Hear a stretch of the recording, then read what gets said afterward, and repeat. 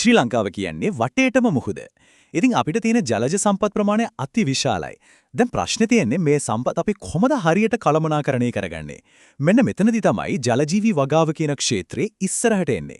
ඇත්තරම මේක කොච්චර වැදගත්ද කියනවනම් පාසල් විෂය නිර්දේශ වලට පවා ඇතුළත් වෙලා තියෙන මාතෘකාවක්. ඉතින් අපි මේ විග්‍රහයෙන් බලන්න යන්නේ ශ්‍රී ලංකාවේ ජලජීවි වගාව ඇතුළේ තියෙන අවස්ථාව මොනවද? ඒ වගේම අපි මුහුණ දෙන අභියෝග මොනවද කියන කාරණය. හරි. එහෙනම් අපි මුලින් ඉඳන්ම පටන් ගමු. මේ බලන්නකෝ. මේ සිතියම දැක්ක ගමන්ම පේනව නේද? අපේ රටවටේ තියෙන මුහුදේ විශාලත්වය. ඉන්දියානු සාගරයේ හරිම වැදගත් තැනක පිහිටලා තියෙන නිසා වගේම මේ ස්වභාවික සම්පත් නිසාත් අපේ රටට ලොකු වාසියක් ලැබිලා තියෙනවා. වර්ග කිලෝමීටර් 5,10,000ක්. හිතාගන්න පුළුවන්ද? මේ තමයි අපේ රටට අයිති විශේෂිත ආර්ථික කලාපයේ විශාලත්වය. ඉතින් මේ අංකෙම තිරනව නේද අපේ ජලජ සම්පත්වල තියෙන විභවය කොයිතරම් දැවන්තද කියලා. හොඳයි. ඉතින් අපි මේ කතාව ගලාගෙන යන්නේ මෙහෙමයි. මුලින්ම අපි බලනවා මේකේ තියෙන විභවය ගැන. ඊළඟට ඉලක්ක මොනවද? කොහොමද මේ දේවල් ප්‍රායෝගිකව කරන්නේ? ඒකම එන අවදානම් මොනවද? සහ අන්තිමට මේවට තිරසාර විසඳුම් තියනවද කියන එකත් කතා කරනවා. හරි. එහෙනම් අපි මුලින්ම බලමු මේ පොරොන්දුව, ඒ කියන්නේ ඉලක්ක සහ අභිලාෂ මොනවද කියලා. ඇයි අපි ජලජීවි වගාව මෙච්චර දියුණු කරන්න හදන්නේ? මොකද්ද මේ පිටිපස්සේ තියෙන ලොකුම අරමුණ?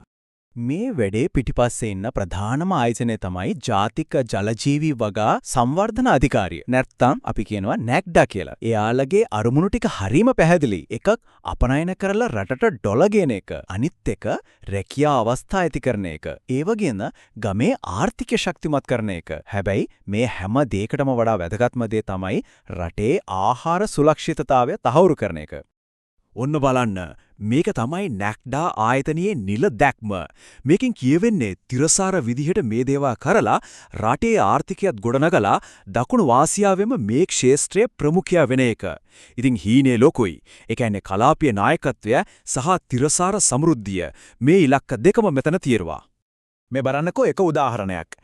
විසිතුරු මසුන් අපනයනය 2025 පළවෙනි භාගයේ වෙද්දී බලාපොරොත්තු වෙන ආදායම ඇමරිකානු ඩොලර් මිලියන 13.9ක්.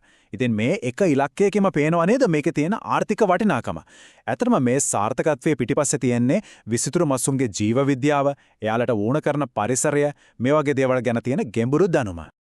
හරි. ඉලක්ක ලොකුයි. ඒත් කොහොමද මේවා ඇත්තටම කරන්නේ? අපි දැන් බලමු මේකේ ප්‍රායෝගික පැත්ත. ඒ කියන්නේ භාවිතයේදී මේ පද්ධති සහ ස්ථාන කොහොමද ක්‍රියාත්මක වෙන්නේ කියලා. මුලින්ම අපි මේ දෙකේ වෙනස හරියට තේරුම් ගමු. සාම්ප්‍රදායික දීවර කර්මාන්තය කියන්නේ හරියට කැලේට ගිහින් දඩයම් කරනවා වගේ. මූදර ගිහින් ඉන්න මාළු අල්ලනවා. හැබැයි ජලජීවී වගාව කියන්නේ ගොවිතැන් කරනවා වගේ. අපිම පාලනය කරන පරිසරයක, ඒ කියන්නේ පොකුණක හරි කූඩුවක හරි මාළු අගා කරන එක. එතකොට අපිට නිෂ්පාදනය පාලනය කරන්න පුළුවන්. දැන් හොඳට මතක තියාගන්න ඕන කාරණයක් තියෙනවා. හරියට හොඳ ඉඩමක් බල්ලා ගයක් හදනවා වගේ ජලජීවි වගාවෙදෙත් සාර්ථක වෙන්න නම් මුලින්ම කරන්න ඕන දේ තමයි නිවැරදිම ස්ථානය තෝරගන්න එක. මේක නිකන් හිතලා කරන්න බෑ. මේකට විද්‍යාත්මක විශ්ලේෂණයක් ඕන වෙනවා. එතකොට මොනවද මේ විද්‍යාත්මකව බලන දේවල්? එකක් තමයි ජලයේ ගුණාත්මක භාවය. ඒ කියන්නේ pH අගය, ලවණ ගතිය, විශේෂයෙන්ම මාළුන්ට හුස්ම ගන්න තියෙන දියවුණු ඔක්සිජන් ප්‍රමාණය හරිද කියද බලනවා. ඒ වගේම තමයි පෝෂක මට්ටම්. පෝෂක වැඩි වුණොත් අනවශ්‍ය ඇල්ගි හැදිලා ප්‍රශ්න ඇති වෙන්න පුරාත්. ඉතින් මේ හැම දෙයක්ම අතර සමබරතාවයක් තියාගන්න එක තමයි අත්‍යවශ්‍යම දේ. මේ දේවල් තමයි ජලජ ජීවී සම්පත් තාක්ෂණීය වගේ විෂය නිර්දේශවලදීත් ගැඹුරින්ම කතා කරන්නේ. හොඳයි. මෙච්චර වෙලා අපි කතා කළේ මේකේ තියෙන හොඳ පැත්ත, පොරොන්දුව ගැනනේ. හැබැයි හැම කාසියකම වගේ මේකෙත් අනිත් පැත්තක් තියෙනවා. ඒ තමයි අවදානම. ඒ කියන්නේ මේ ජලජීවී වගාව නිසා පරිසරයට වෙන්න පුළුවන් හානිය. ඉතින් ප්‍රශ්නේ මේකයි. මේ වේගවත් වර්ධනයේ විරුවෙල් අපි ගෙවන්න ඕන සැඟවුණු මිල මොකක්ද? මේ බලන්නකෝ මේ පින්තූර දෙක. එක පැත්තකින් විසිතුරු මසුන් අපනයනයෙන් ලැබෙන දීප්තිමත් බලාපොරොත්තුව. අනිත් පැත්තෙන් වෙරළබඩ පරිසර දූෂණයේ අමිහිරි යථාර්ථය. මේක තමයි අපි කතා කරන පොරොන්දුව සහ අවදානම අතර තියෙන වෙනස. මේක නිකන් කතාවක් නෙවෙයි. මේ බලන්න නිල වාර්තාවල තියෙන දේවල්. වැලිගම බොක්කේ, කුඩා වැවේ, මහදිවුල් වැවේ මාළු විශාල වශයෙන් මැරිලා ගියා. මේ වැඩ හේතු හොයද්දි කෙලින්ම ඇඟිල්ල දික්වෙලියේ ගෝවිපළවල් වලින් හරියට පාලනයක් නැතුව අපජලය බැහැර කිරීම සහ ඒ නිසා ඇතිවෙන දූෂණයද. මේත් කියන තවත් භයානක දෙයක් තමයි ජෛව සංචයනය කියන එක. හරිම සරලව කිව්වොත් මෙහෙමයි. වතුරට එකතු වෙන ආසනික් ඊයම් වගේ විස වතුරේ පොඩ්ඩක් තිබුණත් මාළුන්ගේ ශරීරය ඇතුලේ ටික ටික එකතු වෙලා සාන්ද්‍රණය වැඩි වෙනවා. ඉතින් ආහාර දාමේ දිගේ ඒ විස අවසානයේ අපේ කැම පිඟානට මෙන්න පුළුවන්. එතකොට අර අපි කතා කරපු ආහාර සුරක්ෂිතතාවයටම ලොකු තර්ජනයක් වෙනවා. හරි. දැන් ප්‍රශ්න ගැන කතා කළා ඇති. එතකොට මේවට විසඳුම් නැද්ද? තියෙනවා. අපි දැන් බලමු මේ පාරිසරික හානිය අඩු කරලා තිරසාර කර්මාන්තයක් හදාගන්න මොනවද කරන්න පුළුවන් කියලා. මෙන්න ඒක නවෝත්පාදනයක්. මාළුන්ට කන්න දෙන්න සාමාන්‍යයෙන් පාවිච්චි කරන්නේ මුහුදෙන් අල්ලන පොටි මාළු වලින් හදන මත්ස්‍ය කුඩු. ඒක තෙරසාර නෑනි. ඉතින් ඒකට විකල්පයක් විදියට දැන් කළු සොල්දාදු මැස්සන්ගේ කීටයන්ගෙන් මාළුන්ට කෑම හදනවා. මේක හරිම වැදගත් ඉදිරි පියවරක්. මේ පෙන්නේ මේ පරීක්ෂණ කරන විදිහ. නිකම්ම කෑමටක් හදනව නෙවෙයි.